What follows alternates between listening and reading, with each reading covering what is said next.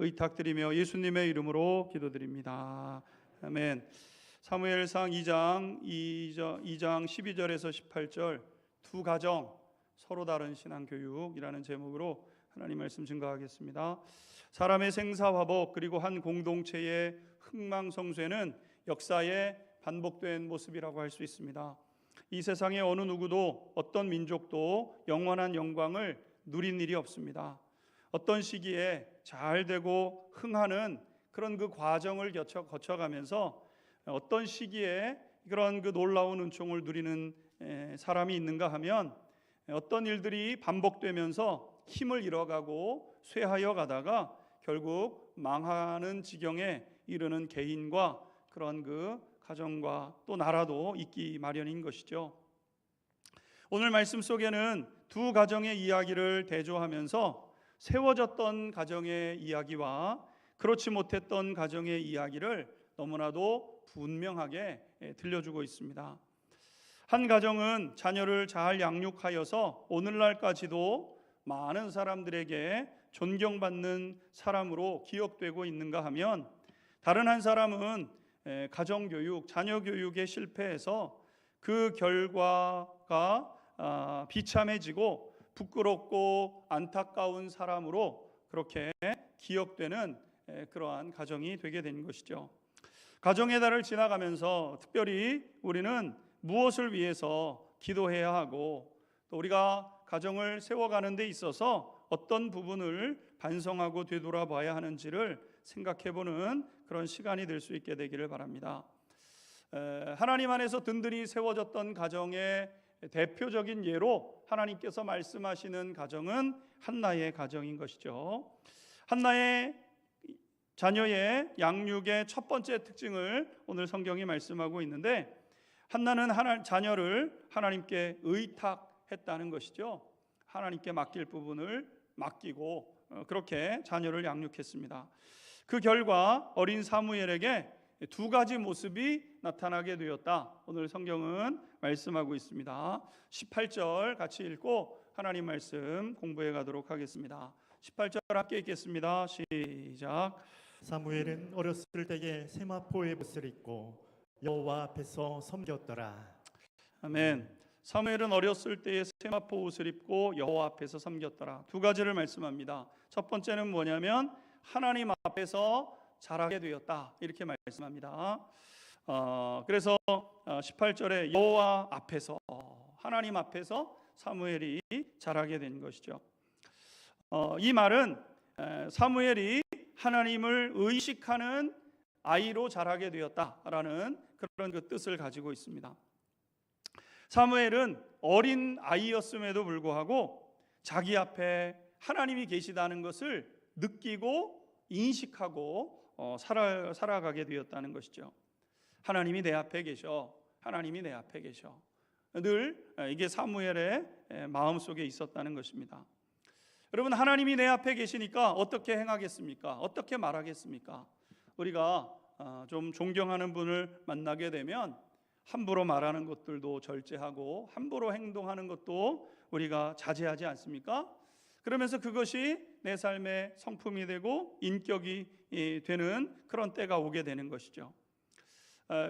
사무엘은 하나님이 내 앞에 계시다는 생각을 항상 갖고 자라는 아이가 되었다는 겁니다. 당연히 생각과 마음이 바르게 되었던 것이고, 내면의 이러한 강함이 바깥으로 드러나서 마침내 많은 사람들을 선한 길로 인도하는 사람이 된 것 아니겠습니까? 자기가 바르고 똑바르게 살지 못하며 다른 사람들을 바르고 똑바른 길로 어떻게 인도하겠어요? 이 사무엘은 바르고 똑바른 삶을 살아야 하는데 하나님 앞에서 살아가는 것이 그의 삶의 기반이 된 거죠. 하나님 앞에서 하나님을 두려워하고 하나님을 인정하고 하나님 내 앞에 계셔, 이것이 사무엘을 이끌어가는 힘이 되게 되었다는 겁니다. 사무엘의 또 다른 모습은 무엇이냐면은 하나님을 섬기는 아이로 자라게 되었다는 것이죠. 그래서 18절 하반절의 맨 마지막 부분을 보게 되면 여호와 앞에서 섬겼더라. 하나님을 섬기는 자녀로 자라난 겁니다. 우리는 알든 알게 모르게 무엇인가를 섬기는 사람으로 살아가게 되죠. 아무리 자유인이라 할지라도 그 무엇인가 영향을 받고 그것에 그런 그 기준을 두고 살아가게 됩니다. 그것이 자기의 욕망이 될 수도 있고 이 모든 것을 이루어지는 재물이 될 수도 있습니다.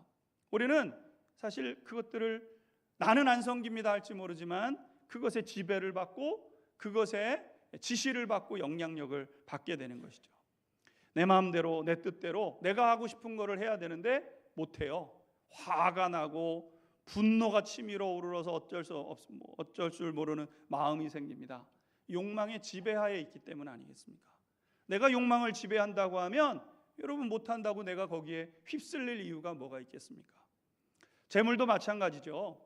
재물이 기준이 되어져서 재물 때문에 즐거워하고 재물 때문에 슬퍼하면 여러분 재물을 섬기고 있는 것과 같은 것이라고 할 수 있습니다. 그것을 위해서 불철주야 수고를 아끼지 않고 온 힘을 다합니다. 내가 지배하는 것 같지만 사실은 그것의 지배하에 있는 우리의 모습이 아니겠습니까?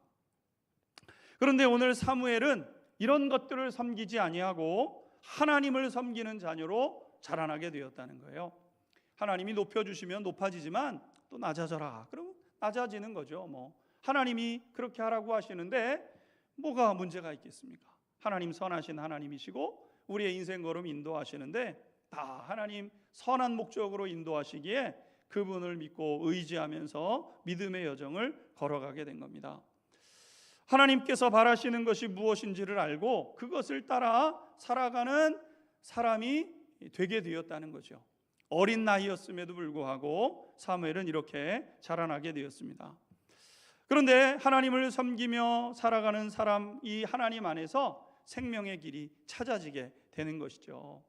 성경의 말씀에 보게 되면 모든 성경은 교훈과 책망과 바르게 함과 의로 교육하기에 유익하다고 말씀했고 그 다음에 선한 일을 행하며 또 하나님 앞에서 이 선한 삶을 감당할 수 있는 능력을 주시는 것이라 그랬습니다.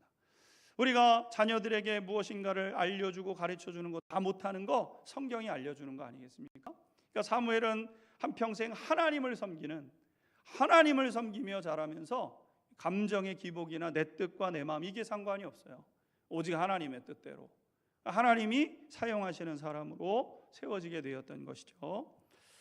한나의 교육의 두 번째 특징은 뭐냐면 절제된 최선의 사랑을 이 한나가 이 사무엘에게 주었다는 것이죠. 19절 말씀을 보게 되면 이렇습니다. 19절 한 목소리로 읽어보겠습니다. 시작. 그의 어머니가 매년 드리는 제사를 드리러 그의 남편과 함께 올라갈 때마다 작은 겉옷을 지어다가 그에게 주었더니. 아멘. 여러분 생각해 보십시오. 한나가 사무엘이 얼마나 보고 싶었겠습니까? 너댓 살짜리 성소에다가 하나님께 약속한 대로 갖다 의탁하면서 그리고 집으로 돌아와서 얼마나 보고 싶었겠어요. 눈에 얼마나 밟히겠습니까? 그럼 한 번씩 가서 봐도 되지 않겠습니까? 아무리 멀어도 한 번 날 잡아서 가서 보고 오면 되겠죠. 그런데 한나는 제사를 드리러 가는 날에만 사무엘을 가서 만나고 왔다는 거예요. 아이를 위한 거죠. 아이가 헛된 어떤 기대감이나 이런 것 갖지 않도록 딱 하나님 앞에 예배하러 가서 그리고 사무엘을 만나고 사무엘을 사랑으로 꼭 품어주고 그리고 다시 자기의 일상으로 돌아가게 되었다는 겁니다. 그리고 성소로 갈 때는 제물과 더불어서 사무엘이 입을 옷을 한 벌씩 꼭 챙겨서 이제 함께 가지고 갔다는 것 아니겠습니까? 옷이 비쌀 때이니까 자라는 아이들의 옷을 넉넉하게 지어서 한번 갖다 주고 오래 입게 할 수도 있겠지만 그렇지 않았다 그랬어요. 오늘 본문에 보게 되면은 작은 겉옷을 지어다가 이렇게 했습니다. 작다는 것은 딱 맞는 그 당시의 사람들은 크게 입혔잖아요. 제가 초등학교 들어갈 때까지만 해도 초등학교 간다고 이런 그 자켓을 하나 어머님이 사주셨는데 손바닥 끝까지 나오는 옷을 사주셔가지고 2번 접고 얼마나 빨리 크는지요? 몇 년 있으면 맞는 거예요. 그러니까 그때 생각해서 그렇게 이제 큰 옷을 지어 입히는데 과거는 더했지 않겠습니까? 근데 한나는 그렇게 하지 않고 딱 맞는 옷을 갖다가 한 벌씩 매년 이 사무엘에게 주었다는 거예요. 무엇을 의미합니까?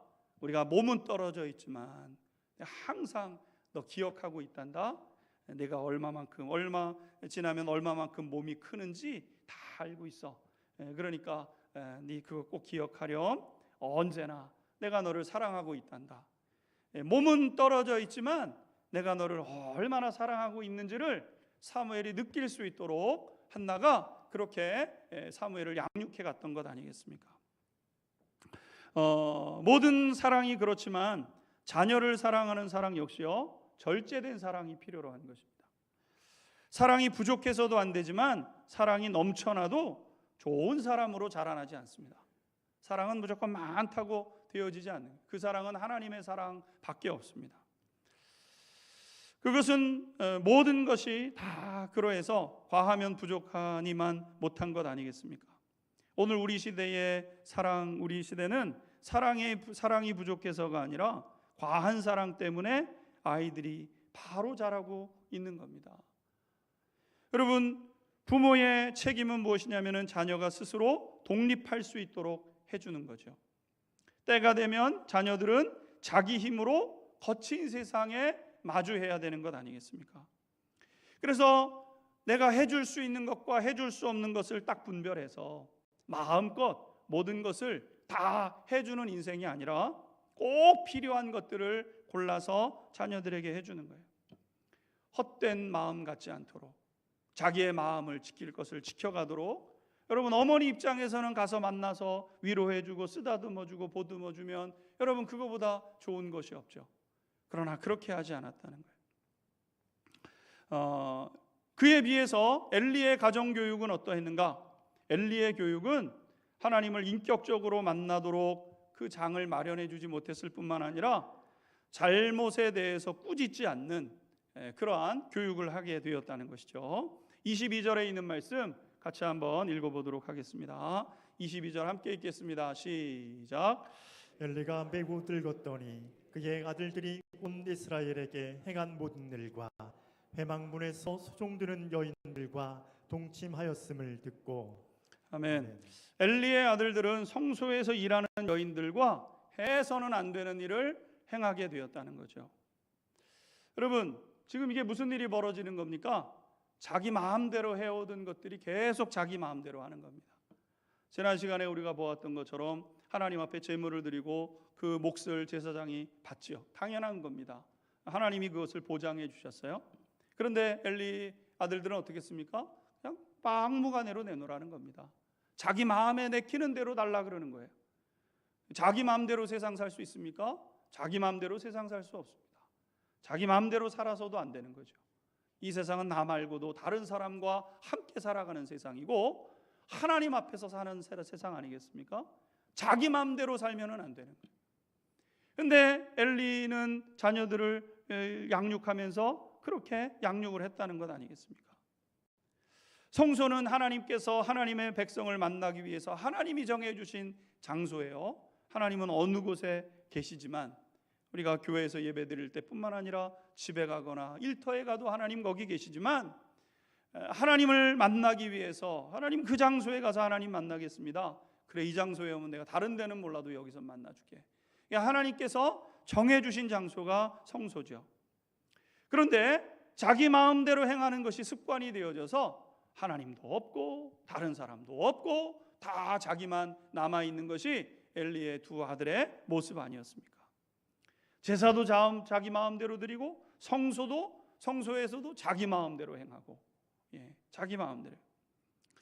근데 왜 이런 일들이 벌어지게 되었는가? 엘리 선지자의 교육 태도 때문이라고 성경은 말씀하고 있습니다. 23절에서 25절까지 있는 말씀 같이 읽도록 하겠습니다. 23절에서 25절입니다. 시작. 그들에게 이르되 너희가 어찌하여 이런 일을 하느냐? 내가 너희의 악행을 이 모든 백성에게서 듣노라. 내 아들들아, 그리하지 말라. 내게 들리는 소문이 좋지 아니하리라. 너희가 여호와의 백성으로 범죄하게 하는도다. 사람이 사람에게 범죄하면 하나님이 심판하시려니와 만일 사람이 여호와께 범죄하면 누가 그를 위하여 간구하겠느냐 하되 그들이 자기 아버지의 말을 듣지 아니하였으니 이는 여호와께서 그들을 죽이기로 뜻하셨음이더라.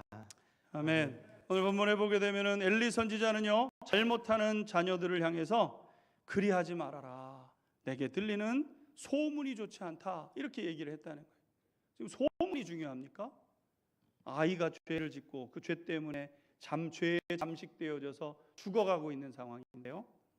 그 죽어가고 있는 아이들을 생각하지 않고 다른 사람들의 평판을 생각하는 거예요. 다른 사람들의 이목을 생각하는 거예요. 다른 사람들이 뭐라 그러지 않냐. 예? 지금 하나님 앞에서 죄를 저질러서 그 영혼이 하나님 앞에서 죄로 인해서 점점 질식해서 죽어가는 거예요. 영혼이 죄로 인해서 질식해가는 거예요. 마음의 평안과 기쁨과 담대함과 소망이 있어야 되는데 그것이 사라져가는 거예요. 여러분, 죽어가는 거죠. 사람은 복된 삶을 살아가도록 하나님이 지으셨어요.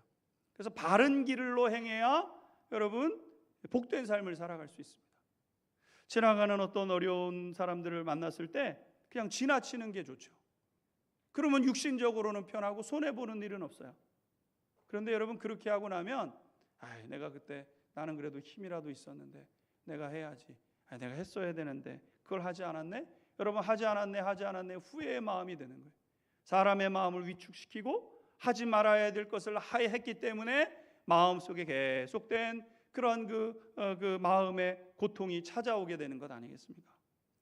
반면에 해야 되는 일, 대가를 지불하고 어려운 일이라도 그거 내가 해야 되는 일인데 한번 하겠다. 손해는 보죠.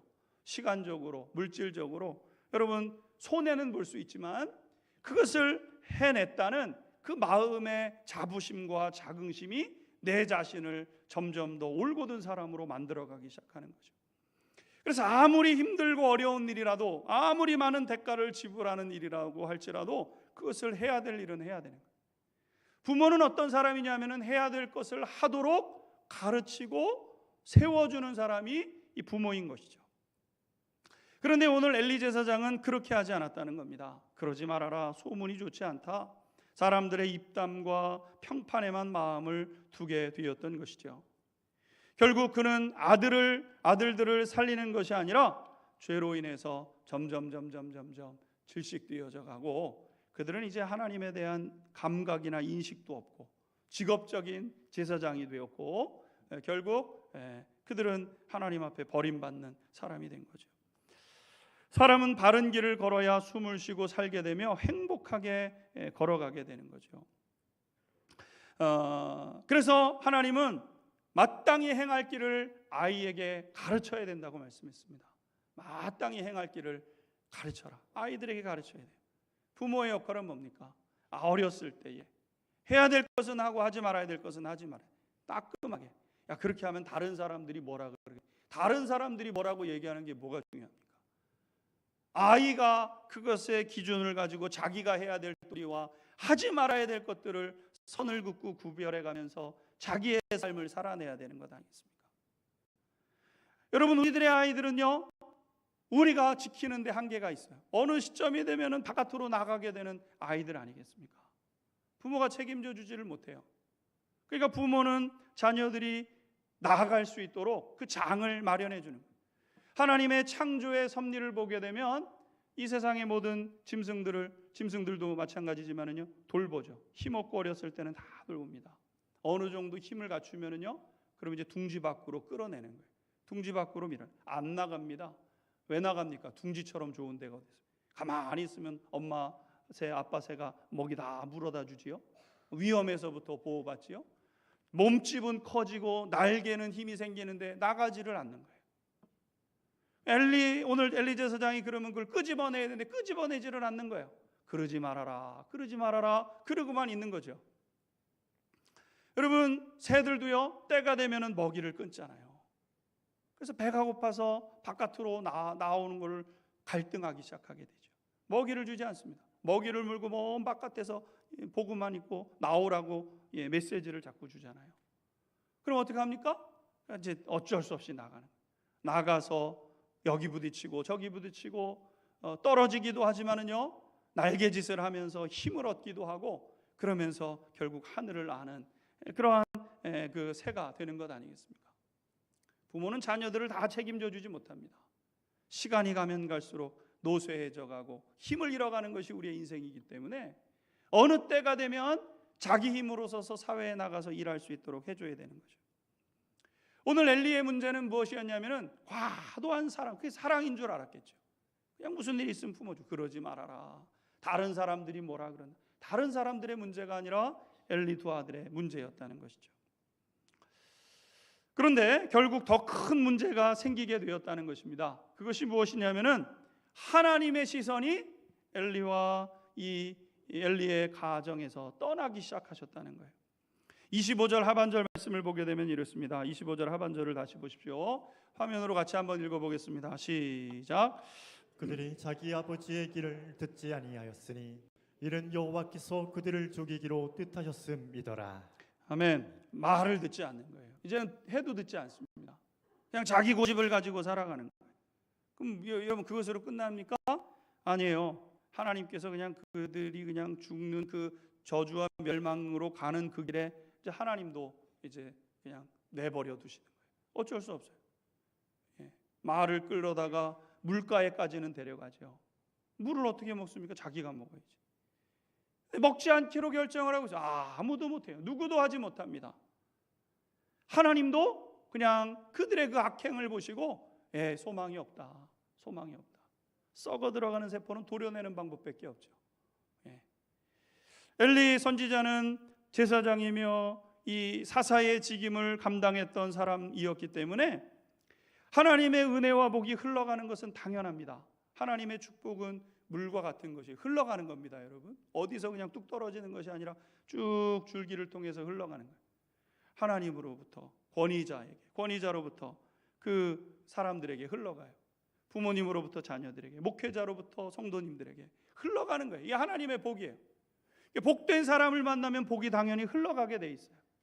마치 우리가 농사를 지으면은 봄철에 모내기를 하느라고 물이 흘러가잖아요. 물이 이렇게 물길이 있지 않습니까? 물길 옆에다가 물꼬를 터주면 돼요. 물꼬만 터주면 그 물은 다 그 논으로 들어가게 돼 있어요. 근데 오늘 이 엘리 선지자가 물꼬를 터주지 않는 거예요. 물꼬를 가로막는 역할을 엘리 선지자가 결국 한 거 아니겠습니까? 당연히 복을 받아야 될 자녀들이 복을 받지 못하게 된 것이죠. 반면에 이 하나님의 이 홈니와 비느하스를 향한 그 시선이 떠나서 누구에게로 향하냐면은 사무엘에게로 향하기 시작하게 되었다는 거예요. 26절 말씀을 보게 되면 이렇습니다. 26절 읽겠습니다. 시작. 아이 사무엘이 점점 자라매 여호와와 사람들에게 은총을 더욱 받더라. 아멘. 아이 사무엘이 자라는데 하나님 앞에 은총을 더욱 받게 되었다는 거예요. 하나님의 시선이 사무엘에게. 여러분, 한나의 가정은 무명의 가정이었고 사무엘은 심부름이나 하던 어린아이에 불과했습니다. 그런데 하나님께서는 그 가정을 들어 사용하시겠다고 결정하신 거예요. 수천 년이 지난 지금도 한나라는 이 여인의 이 삶과 행실은 우리에게 기억되는 그런 모습 아니겠습니까? 하나님이 이 들어 사용하시겠다고 결심하면 무슨 일이 벌어집니까? 폭발적인 그런 그 일들이 일어나게 되는 거잖아요. 그냥 조그만 불에 불과해요. 사무엘은 조그만 불에 불과해요. 근데 하나님이 그와 함께 하세요. 하나님의 능력이 그에게 부어지기 시작해요. 내 불은 조그만 불이었지만 그것이 폭발적인 능력이 되어져 가지고 자신뿐만 아니라 온 이스라엘의 사람들의 그 영적인 감각을 깨우는 그러한 사람으로 사무엘이 세워지게 된 것 아니겠습니까? 사랑하는 성도 여러분, 우리 안양중학교의 모든 성도님들 한 분 한 분마다 우리 자녀들, 사랑하는 그 자녀들 바른 태도를 가지고 자녀들을 잘 양육하시는 성도님들이 되셔서 복된 가정 세워가시고 우리 공동체에 있는 자녀들 이렇게 든든하게 세워가는 귀한 역사가 있게 되기를 주님의 이름으로 축원합니다. 같이 기도하겠습니다. 성경은 우리에게 두 가정의 극명한 태도와 모습을 보여주고 있습니다. 가정의 달을 맞이해서 우리는 어떻게 우리 가정은 세워져 가고 있는지, 행여라도 과도한 사랑으로 인해서 무너져 가고 있지는 않은지 하나님 앞에 맡기고 하나님 앞에서 자라나도록 그 아이가 정치를 하든 경제의 사회인이 되든 어떤 역할을 하든 하나님 앞에서 살아가는 사람으로, 그리고 하나님을 섬기는 사람으로 하나님 살아가도록 하나님 그렇게 세워가는 믿음과 지혜를 주옵소서. 우리 공동체 안에는 영아부부터 대학 청년부 자녀들이 있습니다. 자녀마다 하나님 그렇게 세워져서 세계와 열방을 향하여 나아가게 될 텐데